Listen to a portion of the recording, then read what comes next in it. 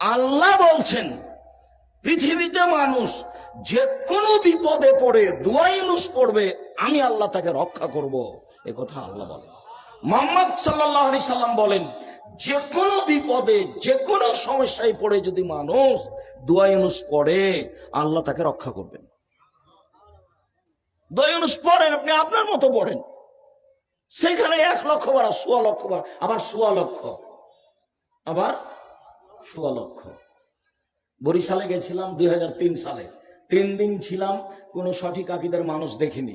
মাগরিবের পরে এক জায়গাতে কথা বলছিলাম, কথা যখন বলা শেষ হলো, একটা লোক লাফ দিয়ে উঠে বুকের সাথে জড়িয়ে ধরে বলছে, 40 বছর পরে চাঁপাইনবাবগঞ্জের ভাষা শুনলাম, শুনতেই ভালো লাগে।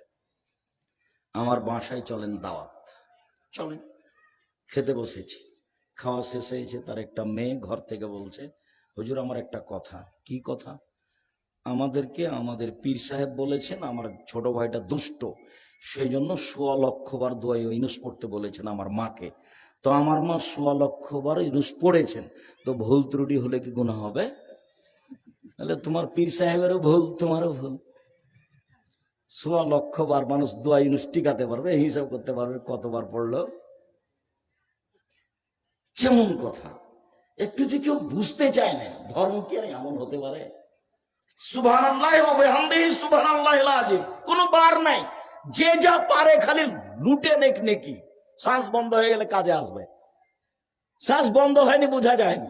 সূরা ইখলাস 3 বার পড়লে একবার কোরআন মাজিদ পড়ার সময় নেকি হয়। আপনারা সবাই যে তাহলে অনেক নেকি পাবে। আরে আপনি নেকি নেন না, আপনি ব্যাগ ভর্তি করে নেন না, ওর কি অভাব আছে? ওর নাম আজিজ, পরাক্রমশালী, ওর নাম কাদির, তাকে কেউ পারে না। তার রহমতের দয়ার অভাব নেই। মানুষ দিয়ে যখন জান্নাত পূর্ণ হবে না, তখন মানুষ আবার বানাবেন। আর যখন জাহান্নামী দিয়ে পূর্ণ হবে না, তখন পা ঢুকিয়ে দিয়ে জাহান্নামকে পূর্ণ করে দিবেন।